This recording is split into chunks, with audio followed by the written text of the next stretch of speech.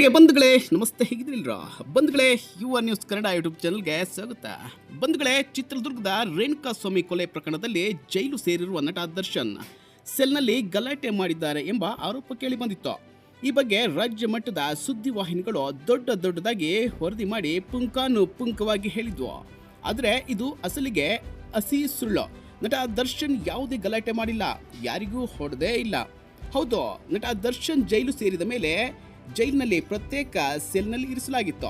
ಯಾಕಂದ್ರೆ ಅವರು ಸೆಲೆಬ್ರಿಟಿ ಅನ್ನೋ ಕಾರಣಕ್ಕೆ ಅವರಿಗೆ ಯಾವುದೇ ತೊಂದರೆ ಆಗಬಾರ್ದು ಅಂತ ಪ್ರತ್ಯೇಕ ಸೆಲ್ನಲ್ಲಿ ಇರಿಸಲಾಗಿತ್ತು. ಜೈಲಿನಲ್ಲಿರುವ ಇತರರು ಕೈದಿಗಳು ದರ್ಶನ್ ಅವರನ್ನ ಕಂಡ ಕೂಡಲೇ ಕೂಗಿಕೊಳ್ಳೋದು, ತಟ್ಟೆ ಬಡಿಯೋದು, ಅವರನ್ನ ಮುಟ್ಟಲು ಮುಗಿ ಬೀಳ್ತಾರೆ ಎಂಬ ಕಾರಣಕ್ಕೆ ಸೆಪರೇಟ್ ಆಗಿ ಸೆಲ್ನಲ್ಲಿ ಇರಿಸಲಾಗಿತ್ತು.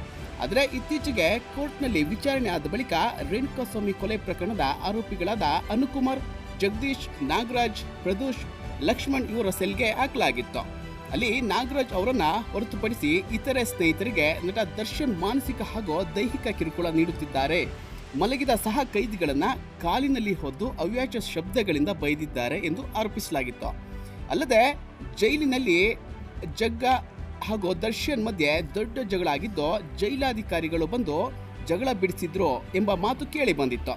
ವಕೀಲರ ನೇಮಕ ವಿಚಾರದಲ್ಲಿಯೂ ಕೂಡ ಎಲ್ಲರ ನಡುವೆ ಗಲಾಟೆ ಶುರುವಾಗಿತ್ತು. ಇದೇ ವೇಳೆ ಅನುಕುಮಾರ್ ಸಾಯೋದಾಗಿ ಹೇಳಿಕೊಂಡಿದ್ರಂತೆ. ಹಾಗೆ ಹೀಗೆ ಅಂತ ಹಸಿ ಸುಳ್ಳನ್ನ ರಾಜ್ಯ ಮಟ್ಟದ ಮಾಧ್ಯಮಗಳು ವರದಿ ಮಾಡಿತ್ತು. ಆದರೆ ಇದಾವುದು ನಡೆದೇ ಇಲ್ಲ. ಒಂದು ವಾಹಿನಿ ಬಿಟ್ಟರೆ ಎಲ್ಲ ಮಾಧ್ಯಮಗಳು ಸುಳ್ಳು ವರದಿ ಮಾಡಿದ್ದು. ಆದರೆ ಅಲ್ಲಿ ಯಾವುದೇ ಹೊಡೆದಾಟ, ಗಲಾಟೆ ನಡೆದೇ ಇಲ್ಲ. ಈ ಬಗ್ಗೆ ನಮಗೆ ಉನ್ನತ ಮೂಲಗಳ ಮಾಹಿತಿಯೂ ಸಿಕ್ಕಿದೆ.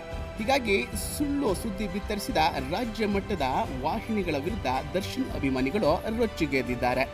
ಮಾಧ್ಯಮಗಳ ವಿರುದ್ಧವೇ ಹರಿಹಾಯ್ತಿದ್ದಾರೆ. ಸುಳ್ಳು ವರದಿ ಮಾಡಿದ ಮಾಧ್ಯಮಕ್ಕೆ ಚೀಮಾರಿ ಹಾಕ್ತಾ ಇದ್ದಾರೆ.